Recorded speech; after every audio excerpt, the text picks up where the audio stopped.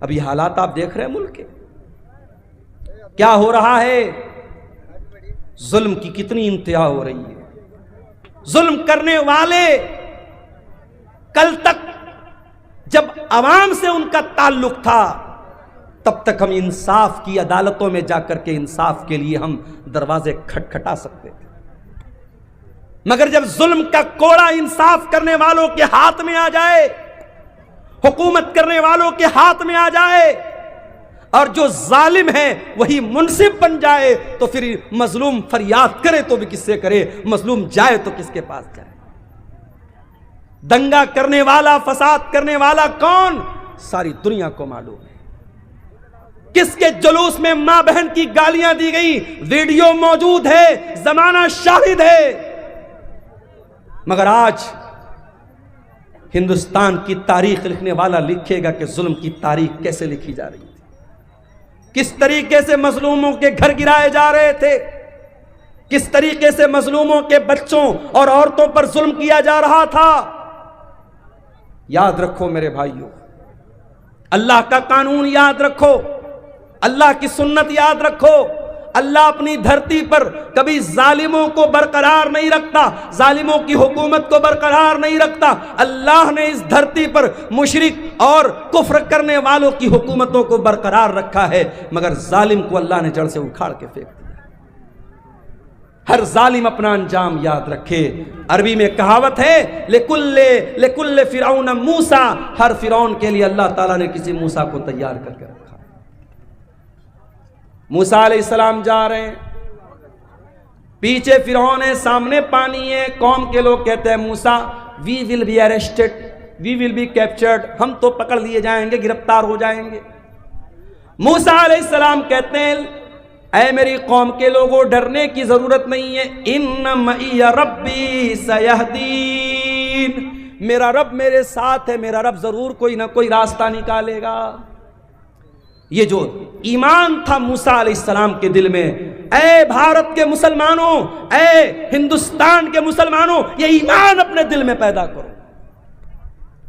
تم اللہ اکبر کی صدا دینے والے ہو، تم لا الہ الا اللہ کا کلمہ پڑھنے والے ہو، تمہارا ایمان حکومتوں پر نہیں ہے، تمہارا ایمان سیاسی پارٹیوں پر نہیں ہے۔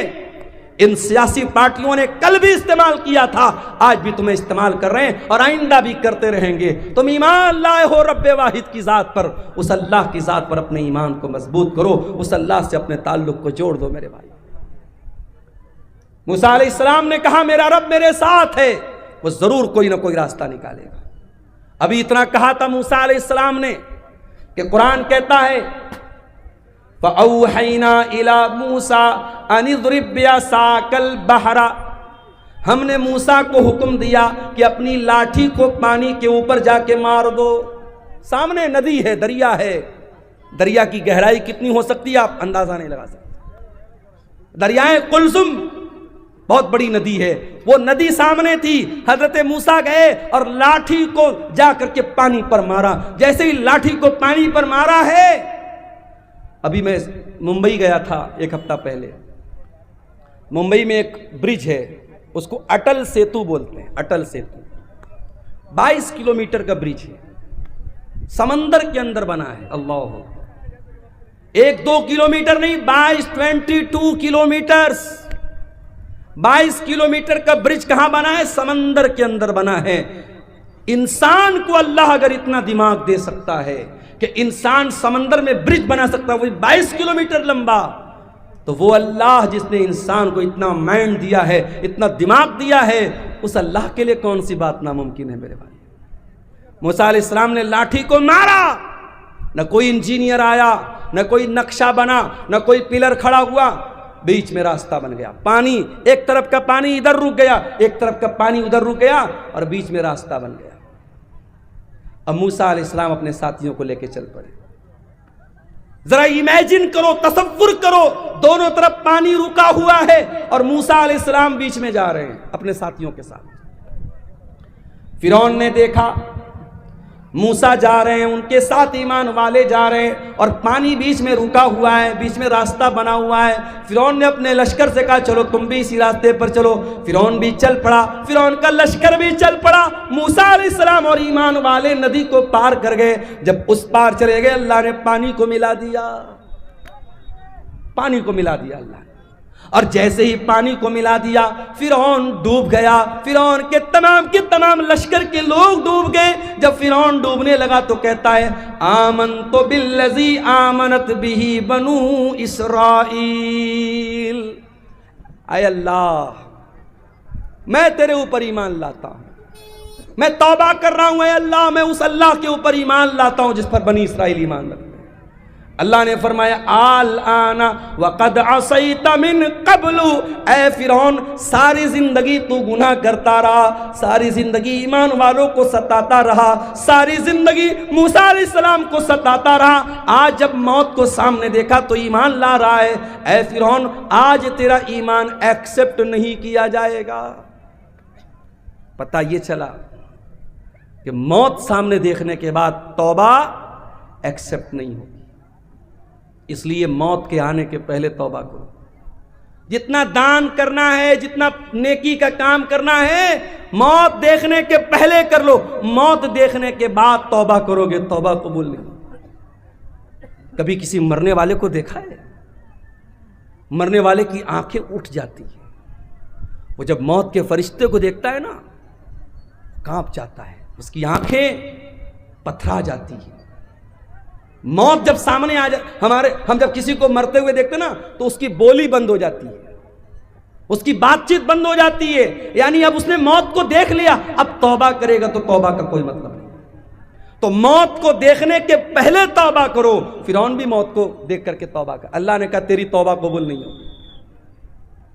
اتنے بڑے بڑے محل فرعون نے بنائے تھے، کتنے بڑے بڑے باغات تھے، کتنے بڑے بڑے محل تھے، ندیاں تھی، نہریں تھی، تالاب تھے، سوئمنگ پول تھے۔ اللہ فرماتا ہے کم ترکو من جنات وعیون وزروع ومقام کریم ونعمت کانوا فیہا فاکہین کذالک وأورثناہا قوما آخرین۔ فرعون کے پاس کتنے بڑے بڑے باغات تھے، محل تھے، کتنے عیش و آرام سے رہا کرتا تھا۔ آج اس کے محل میں کوئی اور رہ رہا ہے، اس کے باغ کا پھل کوئی اور کھا رہا ہے، اس کی نہر کا پانی کوئی اور پی رہا ہے۔ فما بقت علیہم السماء والارض وما كانوا منذرین۔ آج فرعون مر گیا، نہ آسمان رو رہا ہے نہ زمین رو رہی ہے، کوئی رونے والا بھی نہیں، کوئی آنسو بہانے والا بھی نہیں ہے۔ ایسی موت ہوئی، کوئی آنسو بہانے والا بھی نہیں۔ تو ایسی موت مت مرو میرے بھائی، مرنا تو سب کو ہے۔ یہ زمین، یہ جائیداد، یہ پراپرٹی سب یہیں رہ جائے گی، اس دنیا کی کوئی حقیقت نہیں ہے۔ وَمَا الْحَيَاةُ الدُّنْيَا إِلَّا مَتَاعُ الْغُرُورِ، یہ دنیا دھوکے کا سامان ہے، بہت دھوکے باز ہے دنیا۔ انسان گناہ کرتا ہے، اسے لذت ملتی ہے، اسے مزہ آتا ہے۔ موبائل پر گندا ویڈیو دیکھا، مزہ آیا، کسی لڑکی کو چھیڑ دیا، مزہ آیا، شراب کے 2-4 پیگ لگا لیے، مزہ آیا، زنا کر لیا، مزہ آیا، مگر 10 منٹ کے بعد، 1 گھنٹے کے بعد، 1 دن کے بعد گناہ کا یہ خمار اترے گا، تب احساس ہوگا میں نے کیا کر دیا، میں نے کیا کر دیا، میں نے کس کو ناراض کر دیا، میں نے یہ کیا کر دیا، احساس ہوگا میرے بھائی۔ اگر دل میں ایمان ہے، گناہ کے بعد ایک نہ ایک بار احساس ہوگا۔ گناہ کے اندر لذت ہے، گناہ کے اندر مزہ ہے، مگر گناہ انسان کو برباد کر دیتا ہے۔ اس دنیا کے چکر میں پڑ کے تم گناہ کر رہے ہو، دنیا کی عورتوں کے چکر میں پڑ کے جوانی برباد کر رہے ہو۔ ارے چکر میں پڑنا ہے تو ذرا جنت کی عورتوں کے چکر میں پڑو، اگر تیاری کرنا ہے تو جنت کی نعمتوں کے لیے کرو، دنیا کی عورتوں کے ساتھ، دنیا کی لڑکی۔ ابھی میں پٹنہ گیا تھا، ایک سفر تھا میرا، ہمارے ایک دوست تھے ساتھ میں۔ پٹنہ کی مارکیٹ میں نے دیکھا ایک نقاب پوش لڑکی، برقع والی لڑکی غیر مسلم لڑکے کے ساتھ ٹہل رہی ہے۔ ہمارے ایک ساتھی تھے بنارس کے، میں نے کہا دیکھو بھائی یہ کیا ہو رہا ہے؟ بولے مولانا کوئی حیرت کی بات نہیں ہے۔ میں نے کہا کیوں؟ کہا یہ ٹائم پاس ہے۔ لڑکی کو بھی پتا ہے کہ میں ٹائم پاس کر رہی ہوں، لڑکے کو بھی پتا ہے میں ٹائم پاس کر رہا ہوں، دونوں سیریس نہیں ہیں، گھوم رہے ہیں۔ ایسا بھی ہوتا ہے کہ لڑکی ایک لڑکے کے ساتھ صبح گھوم رہی ہے، دوپہر میں دوسرے لڑکے کے ساتھ گھوم رہی ہے، شام کو تیسرے لڑکے کے ساتھ گھوم رہی ہے۔ یہ چل رہا ہے، ٹائم پاس ہو رہا ہے۔ یہ عورتیں ہیں دنیا کی، یہ لڑکیاں ہیں دنیا کی۔ اور جنت کی عورتیں کیسی ہوں گی؟ لم یطمثہن انس قبلہم ولا جان، جنت کی عورتیں اتنی پاک دامن ہوں گی، اتنی پاک صاف ہوں گی، ان کو کسی انسان نے کبھی ٹچ نہ کیا ہوگا، کبھی چھوا نہیں ہوگا، نہ انسان نے نہ جنات نے کبھی ٹچ نہیں کیا ہوگا۔ دنیا کی عورتیں، ان کے ساتھ بہت ساری گندگی بھی لگی ہوئی ہے۔ ظاہر ہے انسان کی باڈی ہے، انسان پیشاب بھی کرتا ہے، پاخانہ بھی کرتا ہے، ناک سے گندگی بھی نکلتی ہے، بلغم بھی نکلتا ہے۔ عورتوں کے ساتھ دنیا کے اور بھی مسئلے مسائل ہیں، لیکن جنت کی عورتوں کے ساتھ کوئی مسئلہ مسائل نہیں ہوگا۔ وَلَهُمْ فِيهَا أَزْوَاجٌ مُطَهَّرَةٌ، دنیا کی عورتوں کے ساتھ تو بہت سارے مسائل اور گندگیاں ہیں، لیکن جنت کی عورتیں بالکل پاک اور صاف ہوں گی۔ عبداللہ ابن عباس اس آیت کی تفسیر میں کہتے ہیں لا یحزنا، جنت کی عورتوں کو پیریڈ نہیں آئے گا، ولا یحدثنا، ان کو پیشاب و پاخانہ کی حاجت نہ ہوگی، ولا یتنخمنا، ان کو تھوک اور بلغم کی گندگی نہیں ہوگی، پاک اور صاف عورتیں۔ دنیا میں جو عورت دوپٹہ اوڑھتی ہے، اوڑھنی اوڑھتی ہے، پردہ کرتی ہے، سمجھ جاؤ کہ وہ جنتی عورت ہے، اس لیے کہ جنت کی عورت کے سر پر بھی دوپٹہ ہوگا۔ اللہ کے نبی فرماتے ہیں، بخاری اور مسلم کی روایت ہے، لَوِ اطَّلَعَتْ إِلَى الدُّنْيَا، اگر جنت کی عورت دنیا میں ایک مرتبہ جھانک دے، ایک نظر ڈال دے، مَلَأَتْ مَا بَيْنَهُمَا رِيحًا، اس کی خوشبو سے زمین و آسمان بھر جائیں گے۔ اتنی بہترین خوشبو، جنت کی عورت صرف ایک نظر جھانک دے دنیا میں، اس کے پرفیوم سے، اس کے فریگرنس سے، اس کی خوشبو سے، اس کے سینٹ سے دنیا بھر جائے گی۔ وَلَنَصِيفُهَا عَلَى رَاسِهَا خَيْرٌ مِّنَ الدُّنْيَا وَمَا فِيهَا، اور جنت کی عورت کے سر پر جو دوپٹہ ہوگا، اللہ اکبر، اللہ نے جنت کی عورت کے سوٹ کا ذکر نہیں کیا، اس کے گاؤن کا ذکر نہیں کیا، اس کے فراک کا ذکر نہیں کیا۔ اللہ کے نبی کہہ رہے جنت کی عورت کے سر پر جو دوپٹہ ہوگا، وہ دوپٹہ بھی دنیا اور دنیا کی تمام دولت سے بہتر ہوگا۔ آج میں منگل بازار میں کچھ مارکیٹنگ کرنے گیا، تو ہم لوگ تو بنارس کے لوگ ہیں نا، بنارس میں کپڑا بنتا ہے، تو ہم لوگ کپڑے کو ہاتھ لگا کے سمجھ جاتے ہیں کہ کپڑا کی کوالٹی کیا ہے۔ جو بنارس کے انصاری لوگ ہیں، جن کو جلہا کہتے ہیں، تو وہ کپڑے کا کاروبار ہی کرتے، تو ان کو معلوم ہے کہ کپڑے کی کوالٹی کیا ہوتی ہے۔ ایک مرتبہ اللہ کے نبی کے پاس ریشم کا کپڑا آیا۔ ریشم کا کپڑا اس زمانے میں بھی بڑا قیمتی مانا جاتا تھا، آج بھی بہت قیمتی مانا جاتا ہے۔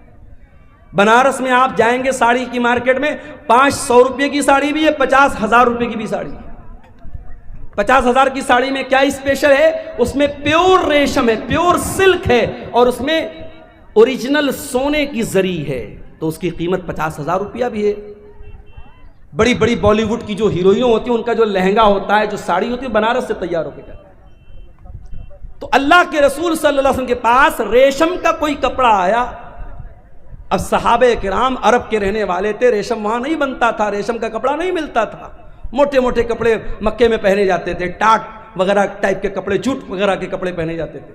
تو جب یہ ریشم کا کپڑا آیا تو صحابہ اس کو چھو کر کے کہنے لگے کہ کتنا سافٹ ہے، کتنا ملائم ہے، کتنا نرم ہے۔ صحابہ کرام کو بڑی حیرت ہونے لگی۔ اللہ کے پیارے نبی نے فرمایا اتعجبون من ھذا، اے میرے صحابہ تمہیں اس پر بڑا تعجب ہو رہا ہے، بڑا آشچر ہو رہا ہے، بڑی حیرت ہو رہی ہے۔ لمنادل سعد بن معاذ فی الجنت خیر من ھذا، اے میرے صحابہ جنت میں حضرت سعد بن معاذ کو جو ہینڈ کرچپ ملے گا، جو رومال ملے گا، جو دستی ملے گی، جو مندیل ملے گا، اے میرے صحابہ یہ دنیا کے ریشم کا کپڑا فیل ہے اس جنت کے رومال کے سامنے۔ اتنا سافٹ ہوگا حضرت سعد بن معاذ کا رومال۔ جب جنت کا رومال اتنا سافٹ ہوگا تو جنت کا کپڑا کتنا پیارا ہوگا۔ اللہ نے جب جنت کے کپڑے کا ذکر کیا تو فرمایا ثیابا خضرا من سندس واستبرق، جنتیوں کے بدن پر ریشم کا کپڑا ہوگا، اور ریشم بھی دو ٹائپ کا ہوگا، ایک ریشم سندس ہوگا اور ایک ریشم استبرق ہوگا۔ سندس بولتے ہیں جو باریک ریشم ہوتا ہے، اور استبرق جو تھوڑا موٹا ریشم ہوتا ہے۔ میری ایک بچی کا نام سندس، ایک بچی کا نام استبرق ہے، یہ قرآن کی انہی آیتوں کی روشنی میں نے رکھا ہے۔ سندس کے معنی بھی ریشم ہوتا ہے، استبرق کے معنی بھی ریشم ہوتا ہے۔ تو جنتیوں کا کپڑا اتنا عالی شان ہوگا۔ تم دنیا کے کپڑے پر مر رہی ہو میری بہنوں، تم اپنی الماری پہ کپڑے نہار رہی ہو، اپنے وارڈروب میں کپڑے نہار رہی ہو، اور اپنے میک اپ آئٹم کو دیکھ رہی ہو، اپنی جویلری باکس کو دیکھ رہی ہو۔ آؤ ذرا جنت کی جویلری تیار کرو، ذرا جنت کے کپڑے تیار کرو، ذرا جنت کے لیے اپنے آپ کو تیار کرو۔ دنیا کی زندگی کی کیا حقیقت ہے میرے بھائی؟ آگاہ اپنی موت سے کوئی بشر نہیں، آگاہ اپنی موت سے کوئی بشر نہیں، سامان 100 برس کا ہے پل کی خبر نہیں۔ کتنی عورتوں کو میں نے دیکھا بڑے کپڑے اکٹھا کرتی تھیں، بڑی جویلری اکٹھا کرتی تھیں، مر گئی۔ آج ان کے کپڑے ان کی بیٹیاں لے کے جا رہی ہیں، ان کی بہویں لے کے جا رہی ہیں، ان کی پڑوس کی عورتیں لے کے جا رہی ہیں، ان کے رشتہ دار کی عورتیں لے کے جا رہی ہیں۔ آپ نہیں جانتے کپڑا آپ کا ہے کل کون پہنے گا، مکان آپ کا ہے کل کون رہے گا، نعمتیں آپ کی ہیں، دولت آپ کی ہیں، کل کون فائدہ اٹھائے گا۔ آگاہ اپنی موت سے کوئی بشر نہیں، سامان 100 برس کا ہے پل کی خبر نہیں۔ ایک بہت بڑے بادشاہ گزرے، ان کا نام تھا ہارون رشید۔ ہارون رشید ایک مسلمان بادشاہ تھے، خلیفہ تھے۔ ان کے دور میں ایک بہت اللہ کے نیک بندے تھے، ان کا نام تھا ابن سماک۔ ہارون رشید ایک مرتبہ ابن سماک سے ملنے کے لیے گئے۔ اے ابن سماک، آپ بہت بڑے عالم دین ہیں، میں آپ کے پاس آیا ہوں، آپ سے مسئلہ مسائل نہیں پوچھنا ہے، میں آپ سے بس یہ پوچھنا چاہتا ہوں کہ کچھ نصیحت کر دیجئے، کوئی پیغام مجھے دے دیجئے، کوئی میسج دے دیجئے، کوئی سندیش دے دیجئے، کوئی نصیحت دے دیجئے۔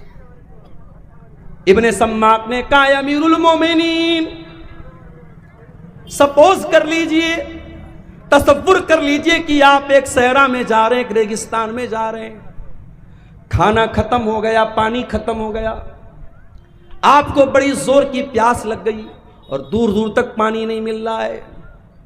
آپ جیسے جیسے آگے بڑھ رہے ہیں، آپ کا گلا سوکھ کر کے کانٹا ہو رہا ہے اور پیاس سے آپ کا برا حال ہو رہا ہے۔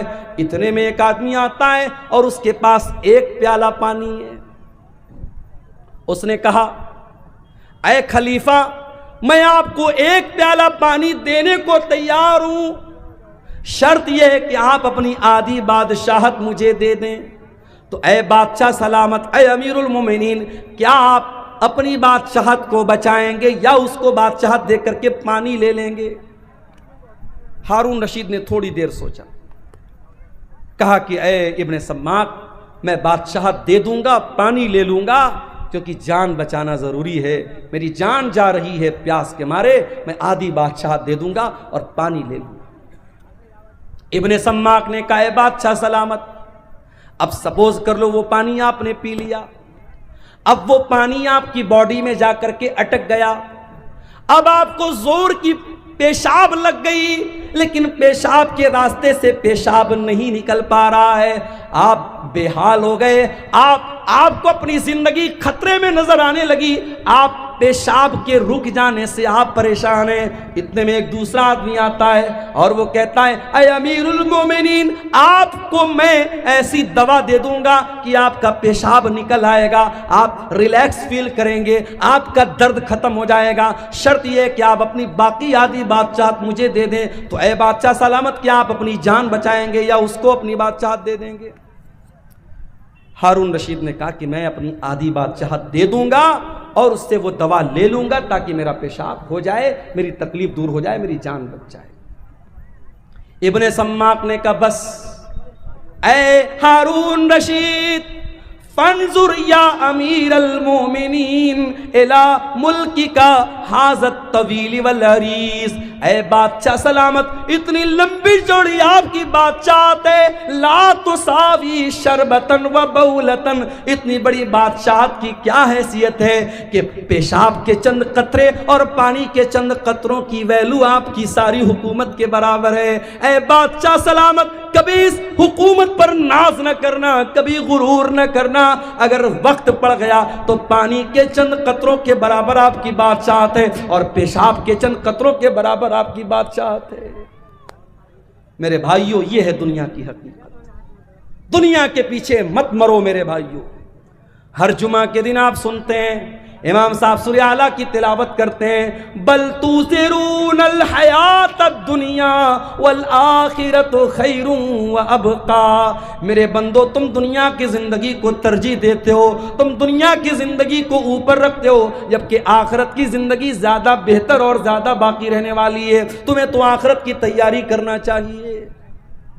اب سوال پیدا ہوتا ہے کہ کیا ہم دنیا میں نہ رہیں، دنیا کا حق ادا نہ کریں، بیوی کا حق ادا نہ کریں، بچوں کا حق ادا نہ کریں؟ نہیں، یہ اسلام کی تعلیم نہیں ہے۔ ہمیں دنیا میں رہنا ہے، ہمیں بیوی کا حق بھی ادا کرنا ہے، ہمیں بچوں کا حق بھی ادا کرنا ہے، ہمیں ماں باپ کا حق بھی ادا کرنا ہے، لیکن ہمیں دل نہیں لگانا ہے دنیا سے۔ جگہ جی لگانے کی دنیا نہیں ہے، یہ عبرت کی جا ہے، تماشا نہیں ہے۔ دل لگاؤ تو جنت سے لگاؤ، دل لگاؤ تو آخرت سے لگاؤ، دنیا دل لگانے کا ٹھکانہ نہیں ہے۔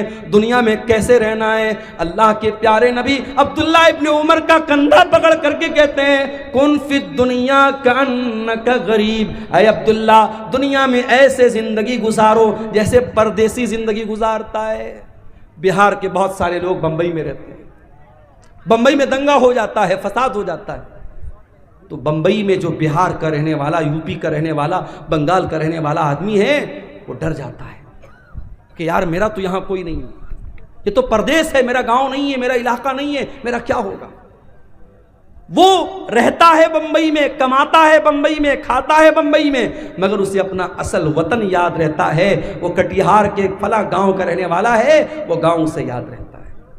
اللہ کے نبی فرماتے ہیں تم دنیا میں اس طریقے سے زندگی گزارو جیسے کوئی اجنبی، کوئی پردیسی زندگی گزارتا ہے، او عابر السبیل، یا ایسے زندگی گزارو جیسے کوئی مسافر زندگی گزارتا ہے۔ مجھے کل کٹیہار سے نکلنا ہے، انٹر سٹی پکڑنا ہے، انٹر سٹی پٹنہ جا رہی ہے، راستے میں بیگو سرائے بھی آ رہا ہے، راستے میں مانسی بھی آ رہا ہے، راستے میں مہیش کھنڈ بھی آ رہا ہے، راستے میں برونی بھی آ رہا ہے۔ مجھے بھوک لگے گی، میں اتر کر کے چپس لے لوں گا، میں بسکٹ لے لوں گا، میں نمکین لے لوں گا، مگر مجھے معلوم ہے مجھے پٹنہ تک جانا ہے، میری منزل پٹنہ ہے، میری منزل بنارس ہے، میں جا کر کے ٹھہروں گا اپنی منزل پر، میں جا کر کے رکوں گا اپنی منزل پر، میں بیچ کے اسٹیشنوں سے فائدہ تو اٹھا سکتا ہوں، مگر میرا ٹارگٹ میری منزل ہوگی، میرا مقصد میری منزل ہوگی۔ اللہ کے نبی کہہ رہے ہیں دنیا میں ایسے زندگی گزارو جیسے مسافر زندگی گزارتا ہے۔ اور صحابہ کرام ہماری طرح رات میں 2-2 3-3 بجے تک تقریر نہیں سنتے تھے۔ نبی نے اتنی حدیث بیان کی، عبداللہ ابن عمر نے سن لیا۔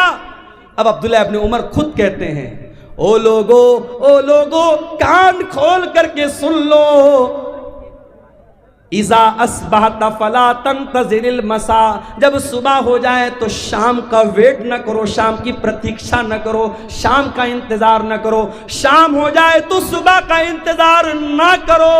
او میری پیاری ماں بہنوں، او میرے پیارے نوجوان ساتھیوں، جاؤ ذرا بستر پہ سونے کے پہلے یہ حدیث یاد کر لینا، یہ سوچ کر کے بستر پہ جانا، اے اللہ اگر آج کی رات میری زندگی کی آخری رات ہو گئی، اے اللہ سارے اعمال تو گناہوں سے بھرے ہیں، سارا رجسٹر تو گناہوں سے بھرا ہے، اے اللہ اگر اسی حال میں تیرے پاس چلا گیا، اے اللہ تو اسی حال میں تیرے پاس میں چلی گئی، اے اللہ میرا کیا بنے گا، میرا کیا حال بنے گا۔ میرے پیارے ساتھیوں، جب رات میں بستر پہ سونے جایا کرو تو یہ ایک بار سوچ لیا کرو، اللہ کے حضرت عبداللہ ابن عمر کہتے ہیں جب شام ہو جائے تو صبح کا انتظار مت کیا کرو، اور صبح ہو جائے تو شام کا انتظار مت کیا کرو۔ اور آگے فرماتے ہیں وَخُذْ مِن صِحَّتِكَ لِمَرَضِكَ، اور جب تمہاری تندرستی موجود ہے تو تم بیماری کے دن کی تیاری کر لو اور اپنی زندگی میں موت کی تیاری کر لو، موت کی تیاری کر لو۔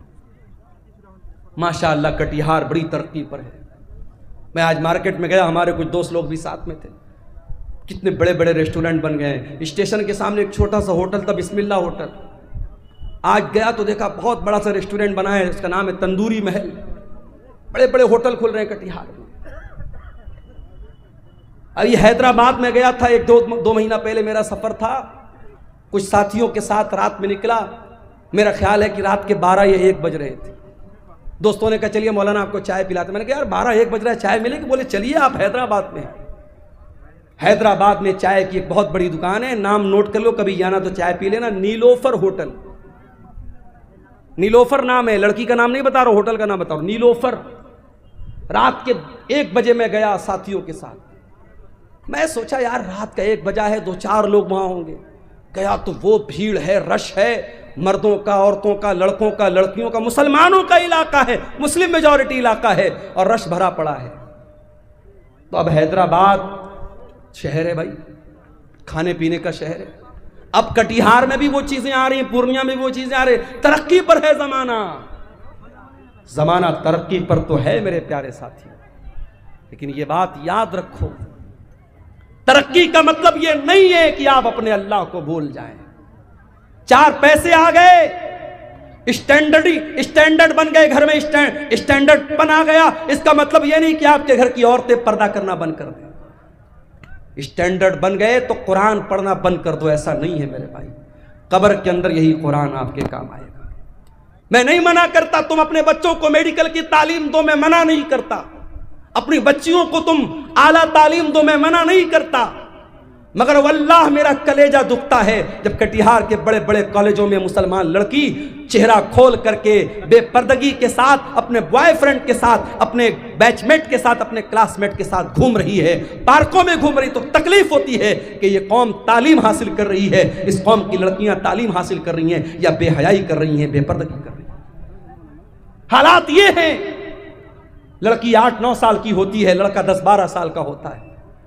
ابھی لڑکا بہت چھوٹا ہے، لڑکی بہت چھوٹی ہے، ابھی دنیا کی بہت ساری باتیں ان کو معلوم بھی نہیں ہے، مگر یوٹیوب نے ان کو سکھا دیا ہے، فیس بک نے ان کو سکھا دیا ہے، انسٹاگرام نے ان کو سکھا دیا ہے۔ 9-9 سال کی لڑکیوں کے بھی بوائے فرینڈ موجود ہیں، 10-12 سال کے لڑکوں کی گرل فرینڈ موجود ہیں۔ میں اسی سماج کی اور اسی معاشرے کی حقیقت آپ کو بتا رہا ہوں میرے بھائی۔ واللہ میرے پیارے نوجوان ساتھیوں، میری بہنوں، دنیا کی یہ تعلیم آپ حاصل کیجئے، مگر اکبر الہ آبادی کا وہ شعر میں آپ کو سناتا ہوں، تم شوق سے کالج میں پڑھو، چرخ پہ جھولو، جائز ہے غباروں میں اڑو، چرخ پہ جھولو، بس ایک سخن بند ہے عاجز کا رہے یاد، اللہ کو اور اپنی حقیقت کو نہ بھولو۔ آپ کتنے بڑے کالج میں بھی پڑھ لیجئے، لیکن آپ کو یہ نہیں بھولنا ہے کہ آپ مسلمان ہیں۔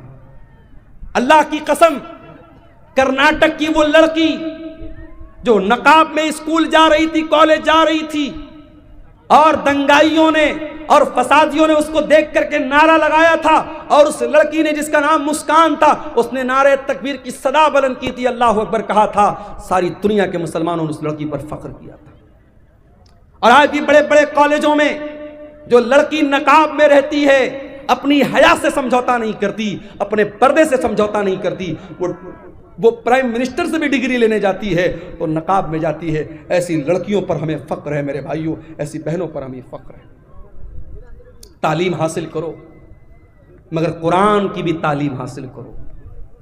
یہ مدرسے، یہ چھوٹے چھوٹے مدرسے آج سیمانچل میں ترس رہے ہیں، ان کا انفراسٹرکچر دیکھ لو۔ میں کتنے مدرسوں میں جا کے دیکھا میں نے کہ ٹین کا شیڈ لگا ہوا ہے اور کچی زمین ہے، بچے بیچارے اس پہ پڑھ رہے ہیں۔ کشن گنج میں ایک مدرسے میں گیا، بہترین تعلیم ہو رہی ہے، اچھی پڑھائی ہو رہی ہے، مگر انفراسٹرکچر نہیں ہے۔ یہ بڑے بڑے نیتا آتے ہیں ہمارے یہاں، ان منسٹروں سے، ان نیتاؤں سے، ان ایم پیز اور ایم ایل اے سے کہو کہ ان مدرسوں کو بھی تھوڑا دھیان دیں۔ آج کتنے مدرسے میرے بھائیوں، نہ ان کے پاس انفراسٹرکچر ہے، نہ ان کے پاس ٹیچروں کو دینے کی ڈھنگ کی سیلری ہے۔ بیچارے سال میں ایک جلسہ کرتے ہیں، اور اس جلسے میں بھی جو لوگ آتے ہیں تقریر سنتے ہیں، کتنے لاکھ روپے کا جلسے پہ خرچ ہو جاتا ہے، اور آخر میں جو بچت ہوتی ہے مدرسے والوں کو بہت تھوڑی سی بچت ہوتی ہے۔ یہ تکلیف کی بات ہے میرے بھائیوں، یہ درد کی بات ہے۔ ان مدرسوں میں پڑھنے والے، قرآن پڑھنے والے بچوں کو حقیر سمجھتے ہیں ہم۔ واللہ انہیں حقیر مت سمجھو۔ تم ڈاکٹر بن جاؤ، تم انجینئر بن جاؤ، تم آئی اے ایس آفیسر بن جاؤ، مبارک ہو تمہیں۔ یہ قرآن پڑھنے والے، یہ دبلے پتلے بچے، یہ پتلی دال پینے والے بچے، یہ بغیر چھلا ہوا آلو کھانے والے بچے، یہ جاگیر کا کھانا اپنی عزت اور خودداری کو کچل کر گھروں سے لے جا کے ٹفن لے کر کھانا لانے والے یہ بچے، انہیں حقیر مت سمجھو میرے بھائیوں۔ اللہ کے نبی فرماتے ہیں خیرکم من تعلم القرآن وعلمہ، تم میں سب سے بہترین انسان وہ ہے جو قرآن کو سیکھتا ہے اور قرآن کو سکھاتا ہے۔ قبر میں یہی قرآن آپ کے کام آئے گا۔ قبر میں منکر نکیر آئیں گے، پوچھیں گے من ربو کا، تیرا رب کون ہے؟ تو کہے گا میں انٹر پڑھ کے آیا ہوں، میں گریجویشن کر کے آیا ہوں، میں نے BCA کیا، میں نے MCA کیا، میں نے نیٹ نکالا، میں نے فلاں ایگزام پاس کیا۔ فرشتہ پوچھے گا من نبیوں کا، تیرے نبی کون ہے؟ ما دینوں کا، تیرا دین کیا ہے؟ اگر آپ نے دنیا کی ساری تعلیم حاصل کی ہے، اگر آپ نے رب کا قرآن نہیں پڑھا ہے، اگر آپ نے محمد رسول اللہ کی حدیثوں کو نہیں پڑھا ہے، قرآن و سنت کو نہیں پڑھا ہے، آپ منکر نکیر کے سوال کا جواب نہیں دے پائیں گے۔ اس سوال کا جواب اگر چاہیے تو قرآن پڑھنا پڑے گا، حدیثوں کو پڑھنا پڑے گا۔ میرے بھائیوں، آج کا دور تو بہت اچھا دور ہے، آج آن لائن بھی آپ دین کی تعلیم حاصل کر سکتے ہیں۔ اپنی بہنوں سے کہنا چاہوں گا جو کالج میں پڑھتی ہیں، جو یونیورسٹی میں پڑھتی ہیں، اے میری پیاری بہنوں، آج ایسے کورس بھی ہو رہے ہیں، آن لائن کورس ہو رہا ہے۔ لاک ڈاؤن میں خود میں نے کئی کورس چلائے آن لائن، اور مجھے بڑے فخر کے ساتھ آج میں دبئی تک میرے اسٹوڈنٹ موجود ہیں۔ میرے پاس میسج آتا ہے مولانا صاحب میں آپ کا اسٹوڈنٹ ہوں۔ لڑکیوں کا، میری مسلمان بہنوں کا بھی کبھی کبھی فون آتا ہے، بڑی خوشی ہوتی ہے کہ جب وہ کہتی ہیں کہ میں نے آپ سے آن لائن کورس تعلیم حاصل کی تھی۔ آج مدرسے کی چار دیواری کے اندر بیٹھ کر کے دین کی تعلیم اگر دینا پاسبل ہے تو آن لائن بھی آپ تعلیم حاصل کر سکتے ہیں اور تعلیم دے سکتے ہیں۔ میرے پیارے ساتھیوں، دنیا کا جتنا علم حاصل کرنا ہے کر لو، مگر قبر میں جو کام آنے والا علم ہے وہ آخرت کا علم ہے، وہ قرآن و سنت کا علم ہے۔ اور اللہ تعالیٰ قرآن میں کہتا ہے یعلمون ظاہرا من الحیات الدنیا، میرے بہت سارے بندے ایسے ہیں جن کے پاس دنیا کی تو بہت نالج ہے لیکن آخرت کے معاملے میں غافل ہیں۔ کہیں ایسا نہ ہو میرے بھائیوں، دنیا کی ڈگریاں تو ہمارے پاس ہوں، دنیا کا علم تو ہمارے پاس ہو، مگر آخرت کے معاملے میں ہم زیرو ہوں، آخرت کی ہمیں کوئی نالج نہ ہو۔ امام حسن بصری کہتے ہیں کہ کچھ لوگ اتنے ماہر ہوتے ہیں، اتنے قابل ہوتے ہیں کہ اپنے انگلی کے ناخن پہ رکھ کے بتا دیتے ہیں کہ دینار کا وزن کتنا ہے۔ اتنے ماہر ہوتے ہیں، اپنے دنیا کے معاملے میں اتنے قابل ہوتے ہیں، لیکن 2 رکعت نماز پڑھنے کا طریقہ ان کو نہیں آتا۔ اسی کٹیہار میں مجھے یاد ہے، نماز پڑھنے کے لیے بیٹھا، پیچھے سے ایک آدمی آتا ہے، اس کو کسی نے بتایا کہ عبدالغفار صاحب نماز پڑھ رہے ہیں، جاؤ ان کے ساتھ پڑھ لو۔ نماز ختم ہو چکی تھی، میں بعد میں آیا تھا، میں اپنی الگ نماز پڑھ رہا تھا۔ اب وہ آدمی آیا تو اس کو یہ بھی پتہ نہیں کہ دائیں کھڑا ہونا ہے کہ بائیں کھڑا ہونا ہے، یہ بھی نہیں معلوم۔ کتنے علاقوں میں جاتا ہوں، میں مسافر ہوں، ظہر کی نماز کا ٹائم ہے، مسجد کے امام صاحب نے کہا مولانا صاحب آپ نماز پڑھا دیجیے۔ میں کہتا ہوں بھائی میں مسافر ہوں، رہنے دیجیے۔ نہیں مولانا آپ آئے، آپ پڑھا دیجیے۔ میں اعلان بھی کر دیتا ہوں کہ میں مسافر ہوں، میں 2 رکعت پڑھوں گا، آپ لوگ پوری کر لیجیے گا۔ اس کے باوجود بہت سارے لوگ سلام پھیر دیتے ہیں اور پھر تاکنے لگتے ہیں، اور پھر ان کو سمجھ میں آتا ہے باقی لوگ 2 رکعت پڑھ، تو وہ بھی جلدی جلدی اٹھ کے پڑھنے لگتے ہیں۔ معلومات نہیں ہے میرے بھائی، جبکہ ہر جلسے میں جا رہے ہیں، ہر تقریر سن رہے ہیں، اتنی تقریریں سیمانچل میں ہو رہی ہیں، مگر دین کی جو تعلیم ہے میرے بھائیوں، جو قرآن کا درس ہے، جو نماز کا طریقہ ہے، جو عقیدے کی موٹی موٹی باتیں ہیں، وہ آج میں گاؤں جاتا ہوں تو میں دیکھتا ہوں وہ چیزیں بھی ہمیں نہیں معلوم۔ ہم بڑے فخر کے ساتھ پورے انڈیا میں ہم بیان کرتے ہیں کہ یہ شیرشاہ آبادی یہ قوم ہے، جو سیمانچل کے اندر یہ قوم ہے، اور 90% یہ قوم اہل حدیث قوم ہے، مگر آج شیرشاہ آبادیوں میں بھی تعویذ پہنا جا رہا ہے۔ آج شیرشاہ وادیوں میں بھی بعض بستیوں میں قبر پرستی شروع ہو گئی ہے، تعویذ اور گنڈا شروع ہو گیا ہے، حرام قسم کی جھاڑ پھونک شروع ہو چکی ہے۔ کیوں؟ کیونکہ عقیدہ مضبوط نہیں ہے، توحید مضبوط نہیں ہے، دین کا علم نہیں ہے۔ میرے پیارے ساتھیوں، دین کا علم حاصل کرو، دین کا علم ہی آپ کو قیامت کے دن بھی کام آئے گا اور قبر میں بھی کام آئے گا۔ میں منع نہیں کرتا آپ دنیا کی ترقی حاصل کیجئے، دنیا کو کامیاب بنائیے، مگر قرآن ہمیں جو دعا سکھاتا ہے، ربنا آتنا فی الدنیا حسنہ وفی الآخرۃ حسنۃ وقنا عذاب النار۔ اے اللہ تو دنیا کی بھی بھلائی ہم کو عطا فرما دے اور آخرت کی بھلائی بھی ہم کو عطا فرما دے اور جہنم کی آگ سے ہم کو بچا لے۔ دنیا میں آپ ترقی کریں، اسلام کو کوئی اعتراض نہیں ہے، مگر دنیا کی 50 سال کی زندگی میں آپ ترقی کر لیں، پیسہ کما لیں، نام کما لیں، اس سے امپورٹنٹ بات یہ ہے، اس سے اہم بات یہ ہے کہ جو پرماننٹ لائف ہے، جو فار ایور ہے، جو ہمیشہ رہنے والی زندگی ہے، میرے بھائیوں اس زندگی کے لیے آپ نے کیا تیاری کی ہے، اس پر آپ محنت کیجئے۔ اللہ کے نبی صلی اللہ علیہ وسلم ایک دعا کیا کرتے تھے، بڑی پیاری دعا ہے، میں آپ کو بتا رہا ہوں، اگر آپ کو یاد کرنا ہے، دعا کی ایک پتلی سی کتاب آتی ہے، نام نوٹ کر لیجئے، حصن المسلم۔ یہ کتاب آپ کو کہیں بھی مل جائے گی، اگر موبائل آپ کے پاس موجود ہے، اس کے پلے اسٹور میں جا کے آپ ٹائپ کیجئے حصن المسلم، تو یہ کتاب وہاں پر بھی آپ کو مل جائے گی۔ اللہ کے نبی بڑی پیاری دعا کرتے تھے، اللہم اصلح لی دینی الذی هو عصمت امری واصلح لی آخرتی التی واصلح لی دنیایا التی فیہا معاشی۔ اے اللہ میرے دین کو صحیح کر دے، میرے دین کی اصلاح کر دے، کیونکہ دین ہی میرے معاملے کی بنیاد ہے، اور اے اللہ میری دنیا کو بھی تو اچھا کر دے، کیونکہ مجھے زندگی دنیا میں گزارنا ہے۔ وَأَصْلِحْ لِي آخِرَتِي الَّتِي إِلَيْهَا مَعَادِي، اور اے اللہ میری آخرت کو بھی تو درست کر دے، کیونکہ مرنے کے بعد مجھے لوٹ کر کے آخرت کی طرف جانا ہے۔ وَاجْعَلِ الْحَيَاةَ زِيَادَةً لِي فِي كُلِّ خَيْرٍ، اور اے اللہ میری زندگی کو ایسا بنا دے کہ زندگی میں ہر آنے والا دن پیچھے والے دن سے بہتر ہو، ہر دن کوئی نیا نیکی کا کام کروں، کوئی اچھا کام کروں۔ اسی کٹیہار کے علاقے کے لوگوں نے مجھے بتایا کہ پر ہیڈ وہ 10 روپیہ کلیکشن کر رہے ہیں۔ 10 روپے کی آج کے زمانے میں کوئی ویلیو نہیں، لوگ پان کھا جاتے ہیں 10 روپے کا۔ پریوار میں اگر 5 لوگ ہیں، 6 لوگ ہیں، 10 روپیہ وہ سب سے کلیکشن کر رہے ہیں پورے گاؤں سے، اور اس طریقے سے 1 سال لوگوں نے کلیکشن کیا ہے۔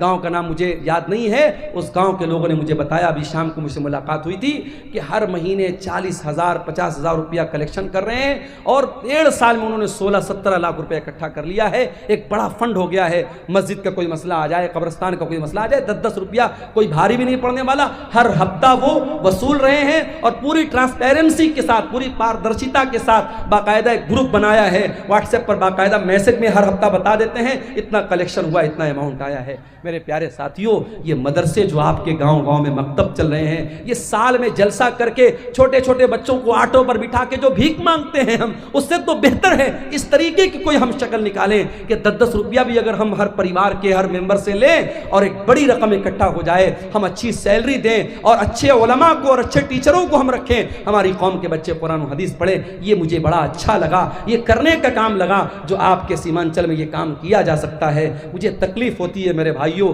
آج اپنے کھانے پر پہننے پر، مجھے اسی شیرشاہ وادی سماج کے لوگوں نے بتایا کہ آج شیرشاہ وادیوں میں ایسے بھی گاؤں ہیں جہاں شادیوں میں ڈی جے بج رہا ہے، مسلمان آدمی کی شادی ہے، اہل حدیث کی شادی ہے، شیرشاہ وادی کی شادی ہے، اور شادی میں ڈی جے بج رہا ہے، باپ بھی بے شرم لوگوں کی طرح ناچ رہا ہے، ماں بھی بے شرم لوگوں کی طرح ناچ رہی ہے، یہ ناچ گانا ہو رہا ہے۔ میرے پیارے ساتھیوں، اللہ کا عذاب نہیں آئے گا تو کیا آئے گا؟ یہی وہ دور تھا، اللہ کے پیارے نبی نے بتایا تھا کہ میری امت پر وہ دور آئے گا، خسف و قصف و مسخ، میری امت کے لوگوں کو زمین میں دھسا دیا جائے گا، میری امت کے لوگوں پر آسمان سے پتھر برسیں گے، اور میری امت کے لوگوں کو سور اور بندر بنا دیا جائے گا۔ ایسا دور آئے گا۔ صحابہ نے کہا اللہ کے نبی ایسا دور کب آئے گا؟ آپ نے فرمایا اذا ظہرت القینات والمعازف، جب ناچنے گانے والیاں مسلمانوں کے گھروں میں آ جائیں گی، وشربت الخمور، اور مسلمان شراب پینے لگے گا۔ ارے شراب تو بہت ہلکی چیز ہو گئی، آج آپ کے کٹیہار اور کشن گنج کی رپورٹ میرے پاس موجود ہے، آج گانجا پی رہا ہے مسلمان کا بچہ، آج چرس کا نشہ کر رہا ہے مسلمان کا بچہ، آج ہیروئن کا نشہ کر رہا ہے مسلمان کا بچہ، آج یہ نشے ہماری قوم کو ڈبو رہے ہیں، ہماری قوم کے نوجوانوں کو برباد کر رہے ہیں۔ میرے پیارے ساتھیوں، اللہ کا عذاب اگر آ رہا ہے تو وجہ یہی ہے۔ میرے عزیزوں، تقریر کر لینا اور کرا لینا، جلسے کر لینا کرا لینا یہ کمال نہیں ہے۔ کمال یہ ہے کہ ہم اپنے آپ کو جانچیں اور پرکھیں کہ ہمارا سماج کل کہاں تھا اور آج کہاں ہے۔ اگر رات بھر تقریر سننے کے بعد بھی فجر کی نماز میں ہمارے پاس نمازی نہیں ہے، اگر شراب کے اڈوں پر کوئی کمی نہیں آ رہی ہے، اگر عورتوں کی بے پردگی میں کوئی کمی نہیں آ رہی ہے، اگر دل میں اللہ کا ڈر پیدا نہیں ہو رہا ہے، تو معاف کیجیے، ہم فیل ہو رہے ہیں، ہماری ساری محنت بیکار ہو رہی ہے۔ ہمیں اس پر غور کرنے کی ضرورت ہے۔ اتنا بڑا سرمایہ سیمانچل میں ہزاروں جلسے ہو رہے ہیں، امت کا کیپٹل لگ رہا ہے، امت کا سرمایہ لگ رہا ہے۔ ان جلسوں سے ہم کیا حاصل کر رہے ہیں؟ ہماری قوم کیا حاصل کر رہی ہے؟ ہم اپنے اندر سدھار کر رہے ہیں کہ نہیں کر رہے ہیں؟ اپنے اندر پریورتن کر رہے ہیں کہ نہیں ہے؟ اس پر ہمیں غور کرنا۔ شادی ہو گئی، بچے پیدا ہو گئے، اب کل تک اکیلا تھا، کوئی ذمہ داری سر پہ نہیں تھی، شادی ہو گئی تو بیوی کی ذمہ داری اس کے اوپر آ گئی۔ مارکیٹ جا رہا ہے تو اب اس کو بیوی کے میک اپ کا آئٹم بھی خریدنا ہے، کپڑا لینے جا رہا ہے تو بیوی کا سوٹ بھی لینا ہے، بیوی کا دوپٹہ بھی لینا ہے، بیوی کا جوتا چپل بھی اس کو لینا ہے۔ خرچے بڑھ گئے، ذمہ داری بڑھ گئی۔ پھر جب وہ صاحب اولاد ہو گیا، اب زندگی تھوڑی سی اور چینج ہو گئی، بدل گئی۔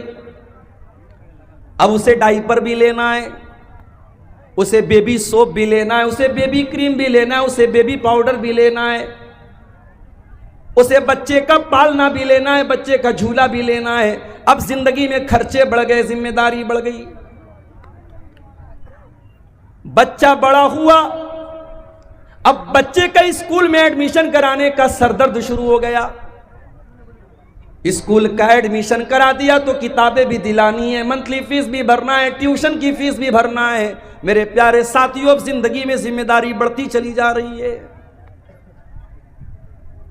اور آگے بڑھو، اب بچے بڑے ہونے لگے، بیٹی بڑی ہونے لگی، بیٹا بڑا ہونے لگا۔ بیٹے کا کیریئر کیا بنے گا؟ بیٹا جاب کرے گا یا بزنس کرے گا؟ بیٹا بڑا ہو کر کے کیا کرے گا؟ اب یہ ٹینشن بھی اس کو پیدا ہو گئی۔ بیٹی بڑی ہو گئی تو بیٹی کی شادی کہاں کرنا ہے، کس سے کرنا ہے، کیسا رشتہ دیکھنا ہے، اب یہ ٹینشن اس کے اندر آ گئی۔ زندگی دن بدن ٹینشن پر ٹینشن دیتی چلی جا رہی۔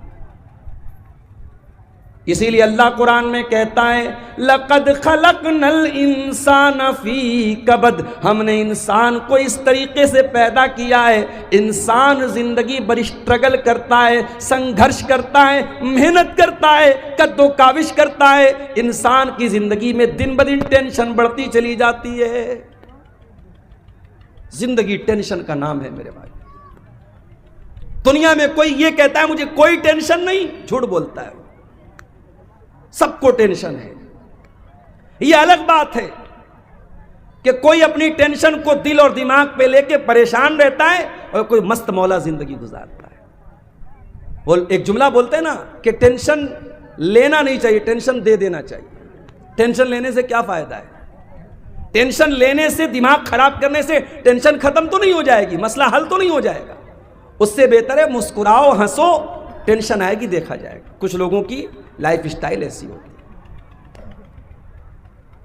تو زندگی کے یہ الگ الگ چرن ہیں، الگ الگ اسٹیج ہیں، الگ الگ دور ہیں۔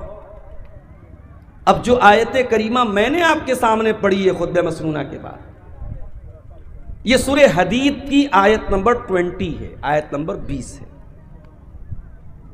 اس آیت میں اللہ تعالیٰ نے ایک آیت میں انسان کے جیون میں جتنے چرن آتے ہیں، اب بنگلہ میں اس کو کیا بولتے ہیں مجھے نہیں معلوم، ہندی میں چرن بولتے ہیں، انگلش میں اسٹیج بولتے ہیں، اسٹیجز۔ انسان کی زندگی میں جتنے اسٹیجز آتے ہیں، جتنے چرن آتے ہیں، جتنے دور آتے ہیں، ایک آیت میں اللہ تعالیٰ نے وہ سارے دور بھی بیان کر دیے اور پھر دنیا کی حقیقت بھی اللہ نے بیان کر دی، اور ہمیں کس کی تیاری کرنا چاہیے اللہ نے یہ بھی بیان کر دیا۔ اس ایک آیت کو سمجھ لیا آپ نے تو آج کی تقریر آپ کو سمجھ میں آ جائے گی انشاءاللہ۔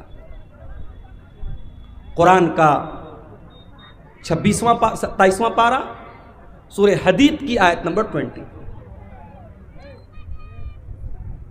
اعلموا انما الحیات الدنیا لعب ولہو وزینۃ وتفاخر بینکم.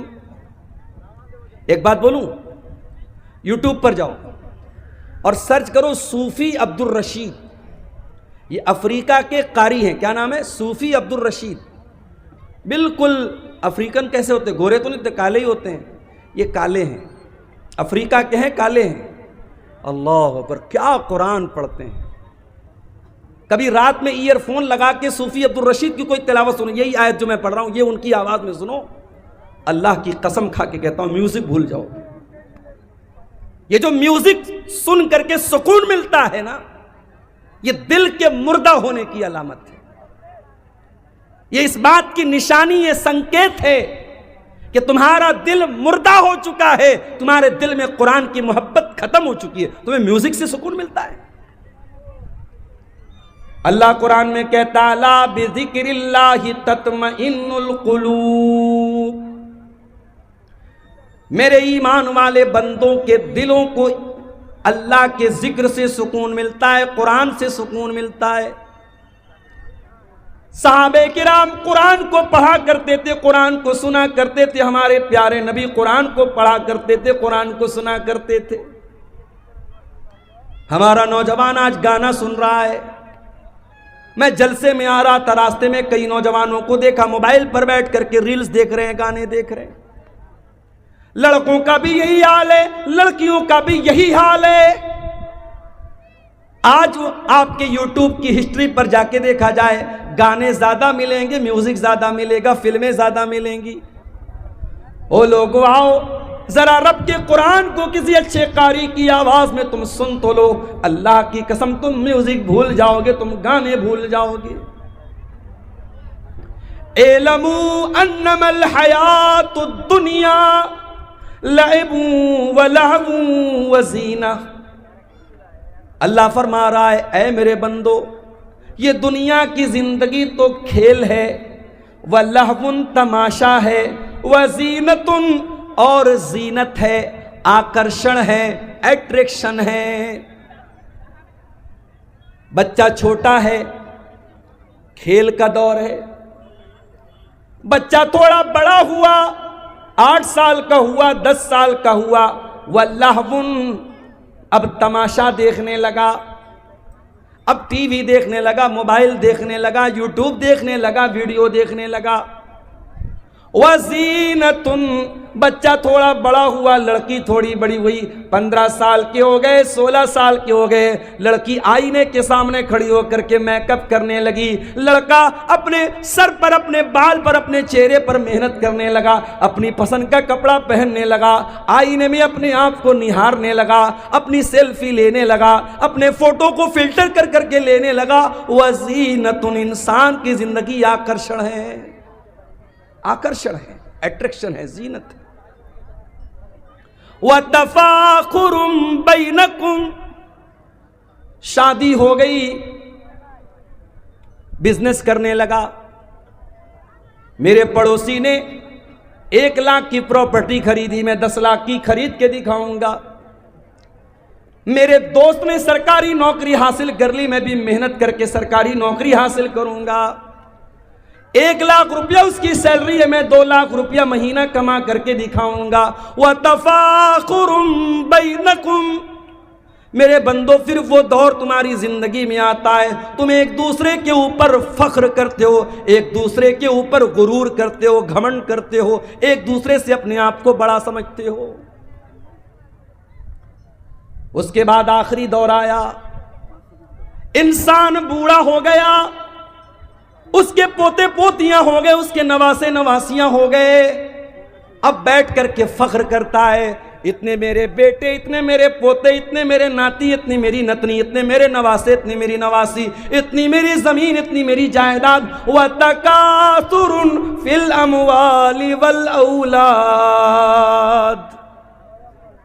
انسان کی زندگی کا یہ آخری دور ہے.